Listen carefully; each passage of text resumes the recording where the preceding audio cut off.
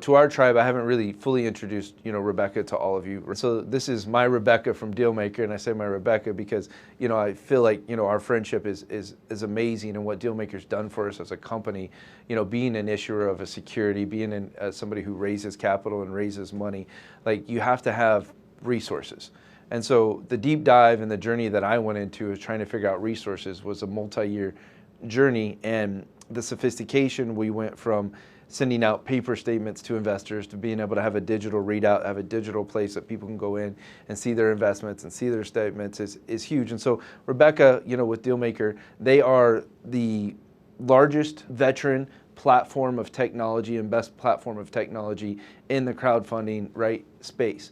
And they've, over $2 billion of capital has been invested through it. Over 750 issuers of securities have been able to be on that platform. And you've even made some acquisitions. You've acquired some other companies and those kind of things. So what I would also say about her intro and bio, and maybe nobody's introed you this way, right? A badass businesswoman, right? Who kicks ass, right? And is growing and expanding and significant and influence. And so as we jump on today, we're going to talk about a lot of stuff, but I just wanted to introduce you correctly to our tribe because they're used to intros and different things. So has anybody ever introed you that way before? No, but I love it. You and I have known each other so long. I feel like I do get a really good custom intro, and thank you. Excited to be here. Excited to be chatting with everyone because you guys and all the folks that are investing in RADD are some of our best and our beta users. You guys are always trying new and innovative things that we're doing. So yeah, it goes without saying that RADD's definitely our favorite client.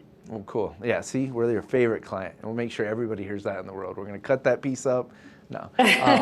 So in the crowdfunding, right, people are raising capital, raising money, right? How did you get into crowdfunding? How did you even get into this space? What did you say, hey, I'm going to go and be the leading technology and capital raising space? I mean, that's kind of a good old boys club that they want to keep other people out of.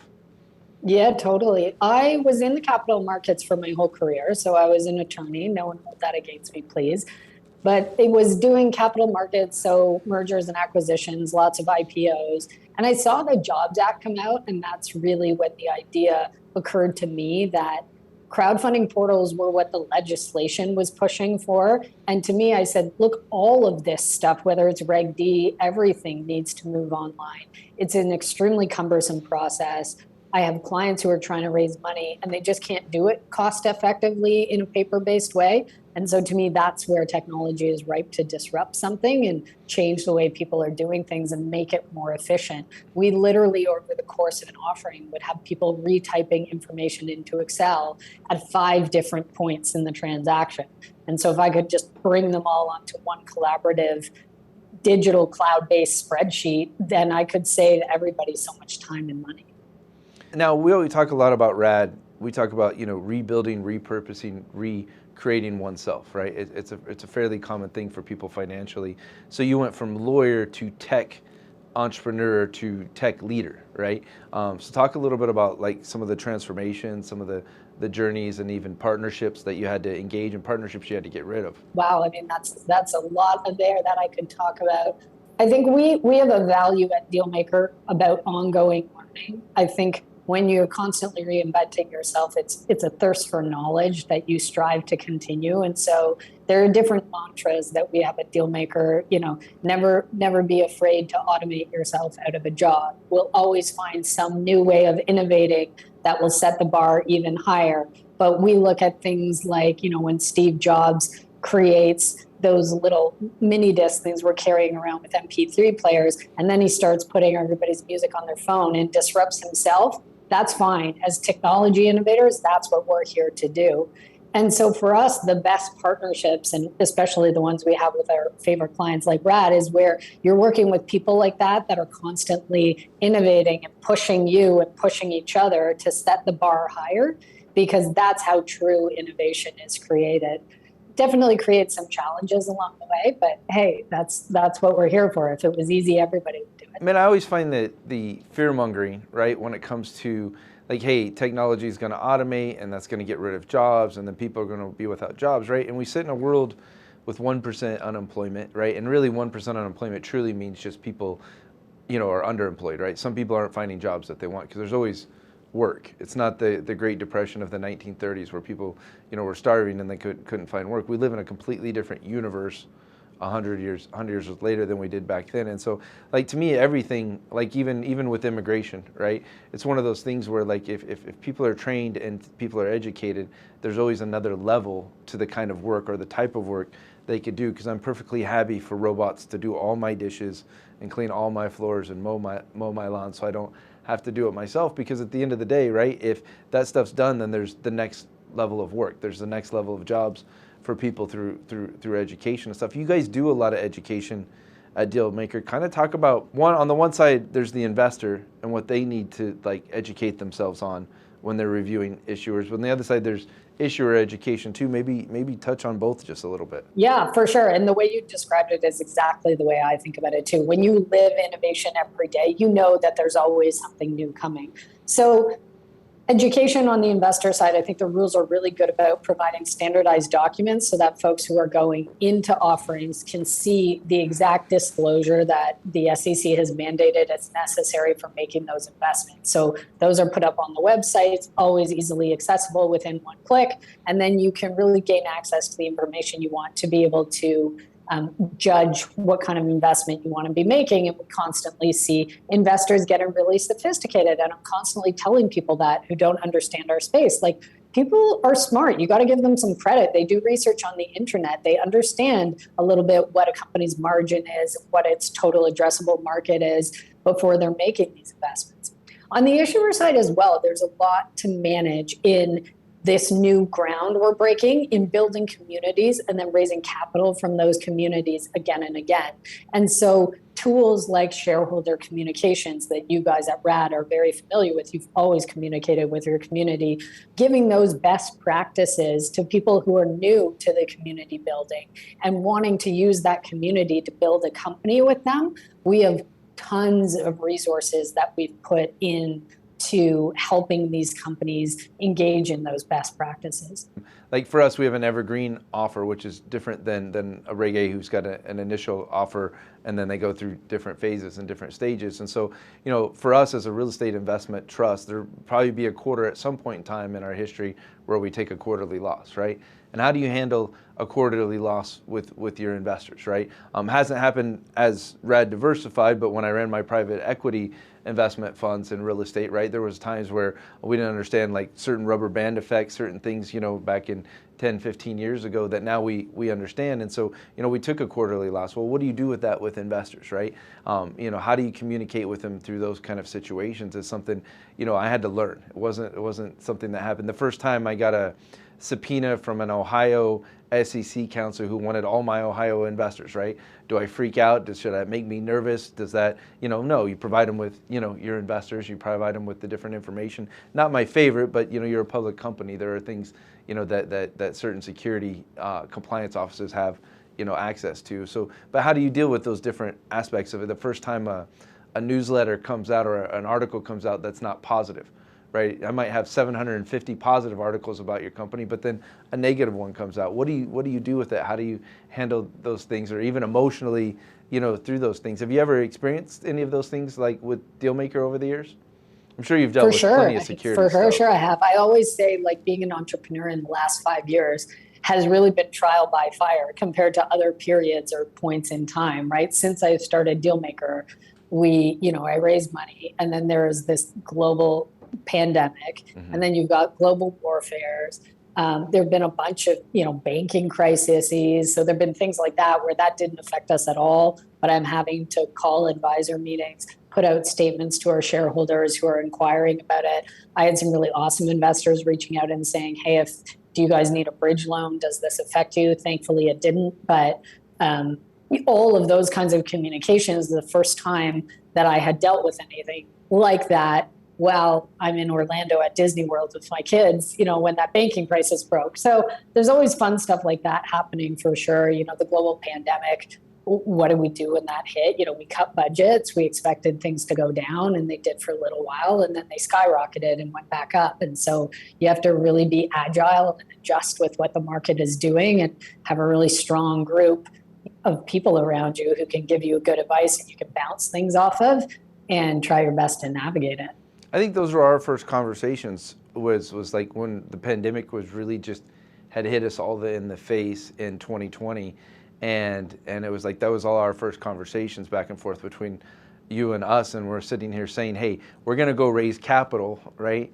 When everybody's hiding, and I think that's kind of fascinating because you really built, in my opinion, DealMaker right through the pandemic, right? Where you have the initial groundwork, same thing with us, like 18, 19 and all of those things, but like the true build became 2021 where you went from, nothing to 2 billion, right? And capital having come through the platform and things. So like talk about that mentality, because I have, a lot of opinions on like the kind of mentality as an entrepreneur I needed to have during that time. Not vaccination, non-vaccination, that's a different, but like as an entrepreneur, like what do we do? And how do we approach things? That's been a big transition for us, right? Because we were able to build the business over Zoom calls and Google Meets and doing a lot of sales very cost effectively. And so then when you transition out of the pandemic, okay, now there are live person conferences and how much budget do we put into that? And the whole P&L for the business really shifts in that environment compared to the new one. How do we play out in the new environment? Well, we try to make different bets. My philosophy is always make 5 bets, expect 4 not to pan out, and expect to double down on the one that does. And so I apply that approach to everything, to growing sales, to financing the business. Just expect failure, but I don't see failure as a word. It's just a bet that didn't play out. And then we'll focus on the bets that we know are the right ones. So what are the big bets you're making right now, since you're talking about them? Data is the one that I'm really excited about. It's always been a core part of our ethos to share all of the data for their offering with the companies that are raising on our platform. And that's really what allows them to run such successful offerings and really know their community. And I think growing those products, we're building out some predictive modeling. We have a patented investor ranking algorithm, so you can see who's the most engaged with your offerings. Those kind of things that I really think are the cutting edge and the future of this. And then we're just starting to play with AI, and combining those two things is going to be absolutely revolutionary over the next year. Now you're going to have some investors, right, who are going to watch this and be like, so really you're figuring out, the best ways to get my money, right? On the devil's advocate side of that. So what is your response to, because I guarantee I have some trolls that will literally be in chat boxes, right? Commenting on this part of it. So what are your thoughts? Like, how do you explain this to an investor? How does data a positive, right, part for them?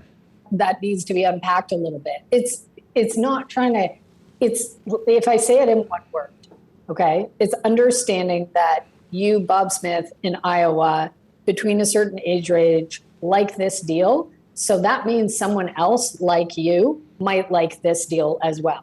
And that allows to leverage the power of the internet, which is find communities of supporters. That allows an issuer to find those communities of supporters better and more cost effectively, because digital marketing costs money, and raise more money more cost effectively. So it's presenting an offering to people that would want to invest in it based on an understanding of who's interested in that type of thing. We have everything, from makeup brands, which is going to have a very different profile than a robotics company. And so as those companies understand who their community is, they can target them better and then bring more of them in. And companies need capital. So companies hitting their capital targets is good for every investor. What advice would you give investors, right? And I know you're not a financial advisor, so that's not what I'm asking, right? But what advice would you give? Investors have 750 different potential offerings that have been through DealMaker, and they potentially could have invested in all of them. Well, 1,000 times 750 is 750,000, and 10,000 is 7.5 million, right? So obviously investing in all of them could be challenging. So so what? And I know there's probably, what's the least amount? $100 on the platform? Is that? Yeah, everyone sets their own minimum. So some folks have a higher minimum than that.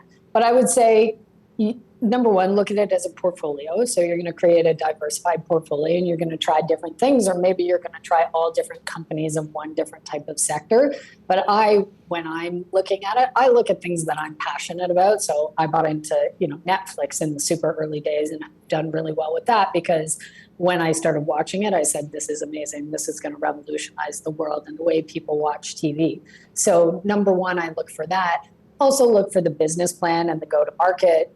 Do I believe that can hit what percentage of their market? Is that realistic? And then look at the founders. I like to invest in people, and do they have the grit and the passion and the commitment to the idea that they're going to see it through. I appreciated, your forward for Money Shackles for our book, and in there we talk about founders' DNA, right? And I think there's a key component to that. But we also talk about invest in something you know and understand in the beginning.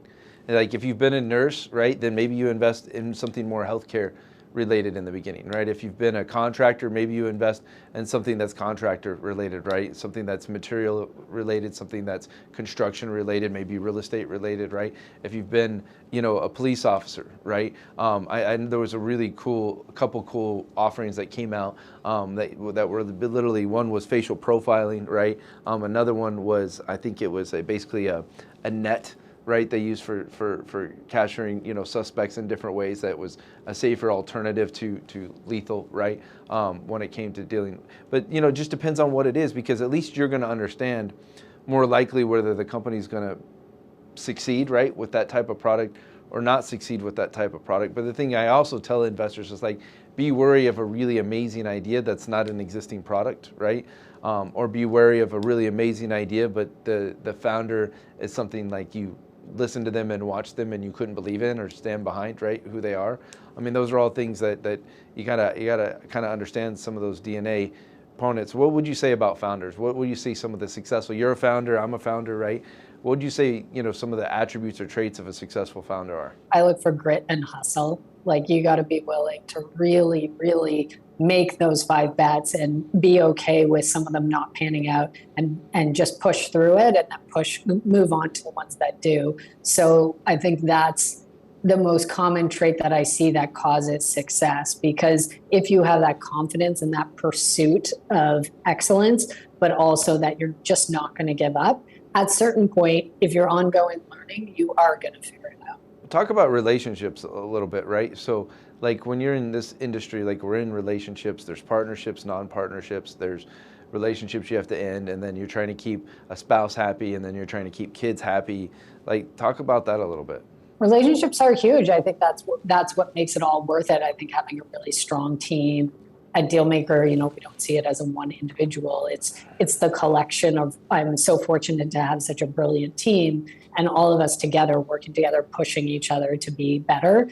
And so really it comes down to communication. We don't always agree. We like to vigorously debate things, but at the end of the day, we debate things, we make the best decision, and then we move forward as a team. And so that collaboration is really important to me. I think that's the same thing in your family. Making sure you're communicating to them what you're doing, time horizons, making sure they feel a part of it. And then I always talk about a ruthless prioritization. So making sure you spending time in your life on the things that are important. It's hugely important as a founder, because you want to be doing everything and you're doing so many aspects of the business, and there's only 24 hours in a day. So you have to really critically think about what are the most important things. I could be doing 20 things, but if I have to prioritize, and it really comes from the engineering concept, right? You want to build everything in product, but there always has to be a priorities list. And what's the most important priority? And that's how I'm going to spend your resource. And time is your most important resource. So, making sure that you make time for the family enough to make sure that they're happy, making sure you make time for the team enough to make sure that they're happy, and the partners as well. But it's almost like a checklist, right? With my kids, I'm like, have I been present this week with my kids? Have I spent quality time with my kids, right? Have I been present with my other executives, right, within the organization? I've been present with my direct reports, right, within. So it's almost like a checklist. But I loved what you said, ruthless prioritization, right? I'm going to adopt that one, right, into some of the things we're doing at RADD. I absolutely love that part. Sometimes, being a founder, there's a little bit of a righteousness to it, right? and because you have a belief and you have a strong belief in what you're building and creating and doing. And it doesn't mean you don't want to hear other people's ideas. It doesn't mean that you don't want to, if somebody has an idea, that, because the one thing about us is if we hear a great idea, like we're okay with it, like we're going to buy into it and stuff. So talk about that balance a little bit, because I struggled at different times, with team and staff sometimes that feel like they can do it better than you can, right? But they haven't been through the decade, they haven't been through some of the things and some of the paths they just haven't seen, right? So it's almost like they have blinders to things they haven't seen yet. So talk about that unique balance and stuff, because that's something I know that I work on, because I also don't want my team to feel like your ideas, like I'm not going to listen to your ideas and I think all ideas suck, right? And so there's a unique balance and that dynamic back and forth, because there's some of this, obviously I wouldn't hire someone to be an executive or to be a director within my company unless I thought they were wicked smart, unless I thought they kicked ass, right? Because you wouldn't even get to that position with us unless that's who you were, So it's unique. Talk about how you deal with that a little bit. When you have so many smart people coming up with so many ideas, how do you prioritize them and how do you decide what's the right one? So we've always been very focused on our mission of making online capital raising mainstream, making sure every American entrepreneur knows that they have 3 possibilities to raise capital, not 2. They have VC, they have Wall Street, and they have their community. And so that is our mission. And then we now have a one-page strategic plan where we can look at that and work backwards from where we want this ecosystem to get. We want $100 billion flowing through the system 20 years from now. And every decision we make, does it get us to that greater point that we're all traveling for? And there's a cost benefit of what we're giving up. So if it gets us towards our mission, then it's something worth considering.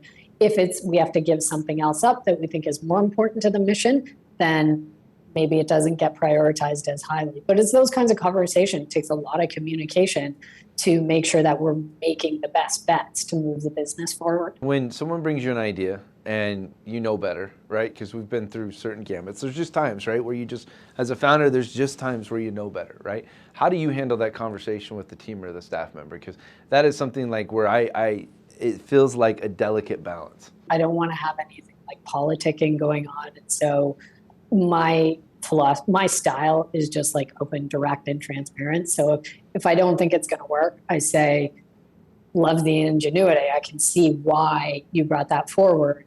Here are the reasons I don't think it works, and here are the problems that I have with it. The willingness to entertain it and then explain, here's why we either know it doesn't work or we believe it doesn't work. 'Cause sometimes you know, sometimes you believe, right? And because sometimes theory sounds much more cooler than reality, and that's something else I think for investors, right? Theory is always going to sound cool, and it's always going to sound sexy versus reality. DealMaker being the platform that it is, right? What would you like to see for the industry with all of the things going on in Washington? We've actually been kind of a popular conversation in Washington recently, right?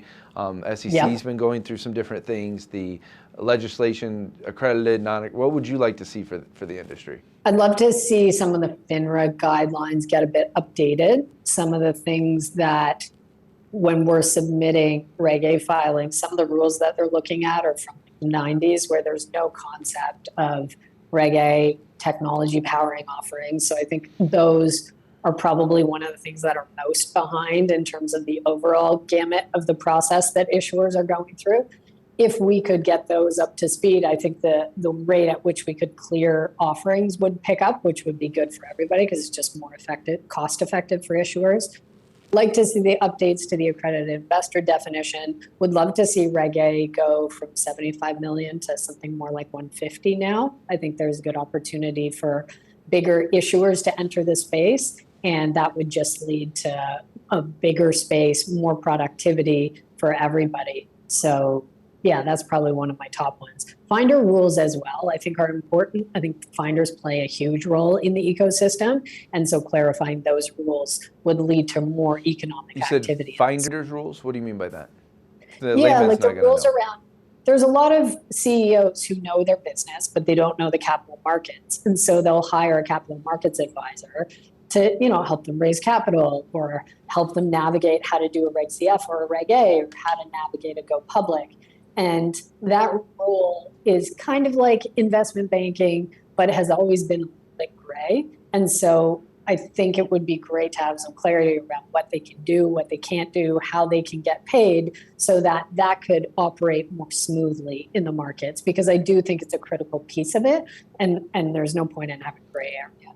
The knowledge and the access to those capital markets, right? For me, I like bootstrap, right, is the way I would say is, right? We had to raise money directly from public, and there wasn't any institutions, there wasn't any family offices. As a REIT, right, most of them looked at us as like we were too small, and then they want you to be too big to fail, right? And I said, well, the too big to fails get shitty returns, but that's kind of been my opinion about a lot of those competitors in our space. And when I'm thinking about like where I'd like to see it go, one of the things I think is the simplicity for the issuer, right? And I would like to see that process get simpler for an issuer. Like for me, it was a 2-year journey of lawyers and auditors who had never actually done it before, and lawyers and auditors charging $500 an hour who were trying to tell you how to do it, right? I think that would be one thing I would love to see it get easier and simpler. And I think number two, kind of like you were talking about with FINRA getting updated, I would like to see the SEC more updated on modern day marketing, right? And it's kind of one of the challenges that you have as an influencer or a brand is that, hey, like I'm going to give there's education and training going back for me, 20 years. And so, when they go and look at something that was stated before our offering circulars ever existed, or even look at something that we stated in 2020, it exists in a universe that is challenging because a YouTube video from 2020 that somebody else reshared or reposted that no longer lands on our platform, we don't have control to be able to adjust that, because obviously our stock price in 20 wasn't the same as it is in 23, and so that's an outdated video, and they don't like those kind of things. And so I'd like to see some of that, modernization. And the problem with government is government doesn't keep up with technology, and that is one of the big challenges. And so I don't know, how do you think the government could keep up with technology? What do you think that would be the best? Because even our military, so we have a lot of special ops, special forces guys that work in our company, right? And like the government doesn't keep up with tech. And in a world of AI, we're not in a world that can exist where government can't keep up with tech. And that's one of the challenges. So what do you think some of those solutions might be? Tech is created and innovation is created inherently in organizations that have that culture. It's really hard to have that culture in a big organization like government. So different big corps will try like an incubation branch. I think those can work if they're staffed with the right people, but they always inherently run into challenges when they try to interact with the mothership. So it takes a really, really focused effort to try and reposition a cruise ship when it's moving at such a big pace. So that's a challenging question. I think you can do it with allowing the innovation to occur in the right kinds of organizations like yours and mine, and then the government can adopt when the timing is right, and hiring specific roles to make sure that they know what's out there, and enforcing KPIs. I think that's probably one thing that government lacks, that we have to be ruthless about in business because we have to be generating profits, is making sure we're delivering every quarter and setting KPIs and holding ourselves accountable to those. So if government did that a little bit more, then I think it would force the cruise ship to move in the right direction. I'd be very happy if we had a printing press and I could print $1 trillion to grow my business. What I've always found is lots and lots of money can make you lazy, right? Yeah. And I think that's the thing, is it's not an intentional laziness though either. Right, I found myself, like, when we had the most capital or the most profits and things, when we weren't trying to close the, gap, right, for us, and so before I decided we were going to grow and go big and stuff, right, I found that my business got a little bit lackadaisical, a little bit lazy, right. I didn't need to collect the extra $50 in rental penalty on a tenant because like we were making such good money and we were staying small that it was unnecessary for certain things. And so there's certain parts of laziness. So I can see that in government with their budgets and all the different things, right? And maybe lazy is the wrong word, inefficiencies is a better word. Yeah. And so I can see that when you're raising capital and let's say you get a big capital push, which happens, right, from time to time when you're raising capital, like how do you make sure that you stay efficient? How do you make sure you stay clean? Because it's easy to overhire, or it's easy to make things complicated versus simple. yeah, we're constantly challenging ourselves to level up. And so then you hire more people and then you run a bit of burn, and then you got to clamor up to increase sales and catch up to it. So that's always been the approach that I've adopted to it is, do something very lean, spin it up, proof of concept, and then scale it up. For founders that might listen to this, right? I think it's an interesting concept because I've never been really allowed. So in our vehicle, our money comes in, it goes into real estate, right? So we can't run burn quite the same way that a startup entrepreneur runs. So talk about burn and like just kind of how you look at it, but how you think different founders maybe should look at it. Yeah, I think the typical VC model that they're pushing you to is like raise a big number, right? Like $5 million, and then you have X number of years where you have to use that $5 million to get you to certain KPIs. The problem with that long time horizon, especially at the early stages, is you need to pivot really, really fast. What I had always done is raise smaller amounts of money, which really keeps the heat on you, because then you have to prove yourself out within like 1 year. So that keeps your feet to the fire. You know very directly in front of you what you're trying to do each month, and then eventually each quarter. But in the early days, it's really every month because things are changing so fast.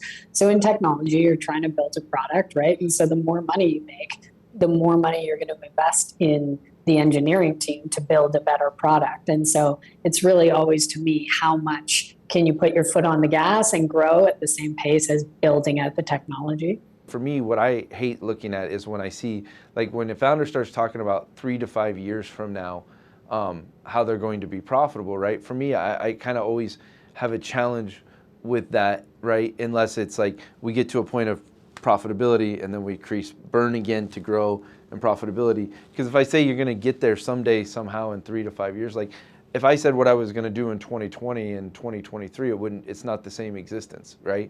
Of what we existed. And so I kind of look at that sometimes as something I'm kind of careful of when they don't have like an existing model that I can see in the next 12 months can produce revenue and income. And I know that there's different models out there, right? I know there's people that literally spend their entire lives getting patents on different things, and they've made that very, very profitable. For me as an entrepreneur, I have a tough time conceptualizing. Maybe that goes to doing what you know versus not doing what you know. How do you look at investments yourself, right? You raise capital, right? I loved when I looked at DealMaker and I said, hey, let's make an investment into DealMaker, right? And I invested with you guys, right? So what are the different, how do you look at investments yourself? I look at it the same way as you, and those are the kinds of businesses that I like. There are definitely other more moonshot businesses where you can build to patent something, and eventually maybe you sell it, or maybe it produces a business that then produces profit. But I look at it a little more practically. You should be able to throw up an MVP, prove out the proof of concept, and then start building around that. So those are the kind of businesses that appeal to me, things that can change people's lives and make it better. And there's a real practical win there, as well as something that can generate returns. When people approach me with capital, I think to raise invest with them, I think the first thing I always say is no, right? And I just want to see what the response is. And it's interesting because sometimes they like turn ugly, right? When you tell them no, right? Sometimes they come back and they approach you another way, right? And if they can't come back and approach me the other way, they don't have the grit that you were talking about, before. So that's critical to me as I look at the different vehicles, right? I mean, I think it comes back with real estate. I recently, one of our investment vehicles was trying to buy a brewery, and they were wanting pressure on how quickly that they needed to extend the offer to buy the brewery. And I said, well, if we need to be in a rush to buy the brewery, then it's not a very good deal, right? If they're not finding buyers, if they're not finding investors to buy it, then that's not something we're going to be interested in investing. If you can't say no and create space, then it's not going to be good when it comes to the progression of the business and stuff. So as I got lost down thinking of an actual deal that I'm involved with right now, what's the most interesting, different kind of deal you've seen come through DealMaker in the last year? The robotics companies are pretty cool. I mean, Monogram, they just IPO'd on the NASDAQ. Yeah. They're doing knee replacement surgery. I think that's pretty cool. That has the ability to revolutionize things and change the game in a way that a lot of people really can't believe. Like, it's a really cutting edge community that believes that robots can perform basic surgeries on people. And so I look at them as founders and I'm like, wow, that takes so much grit. You and I as founders here know all the time, get doors slammed in your face. But you can really see that with that story, how revolutionary it is, and how many people there are that just can't be believers. There's a huge community that are believers, though. Yeah, I like the robotics companies. I think those are interesting. I struggle with investing in robotics companies initially, usually mentally, because I'm not an engineer, right? Yeah. And so it's a foreign thing to me. So as having some of that background, right, in your history, like how do you look at those companies and decide between robotics company A, robotics company B? Like how do you even, or do you just make it, a good enough of an investment where you can diversify? I come back to my Netflix philosophy. Like, can I actually see the practical application for this very clearly? And then can I see it at scale?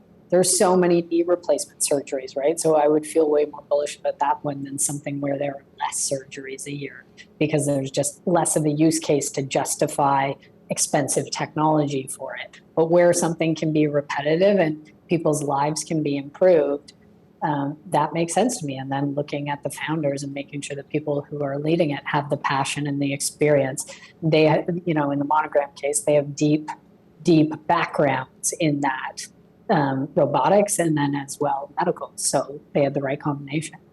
When you look at a company and you're like, man, this is amazing, incredible, but you don't have 12 other companies to compare it to, or 12 other investments to compare it to, something that looks really good and then you have something to compare it to, doesn't look as good anymore. It kind of balances out, averages out. And so I would say if you're looking at a specific industry, like you said, you have cosmetics companies, right? And you're looking at making an investment into a cosmetic company, maybe look at 5 cosmetics companies so you can compare like A and B between them. Dragonfly, which is another cool like robotics drone company. You see the practical applications for drones that are huge. In automating a lot of what we do. And so, that's kind of what we're doing at DealMaker. So those are we're revealing ones that I get excited about in terms of like automation and making people's lives easier. Gray's building lawnmowers, automatic lawnmowers that can mow people's lawns, like you said. I don't want to do that. So if there's a robot that can do that, that's great. I appreciate you being on. And sharing. Hope to have you on again in the future and stuff. So it's pretty kick-ass. Anything you'd love to share with the tribe before we wrap up? Yeah, we love RADD. Thanks for doing this. It's very cool. You're always innovating. So thanks for having me. Yeah, glad to have you. Cool.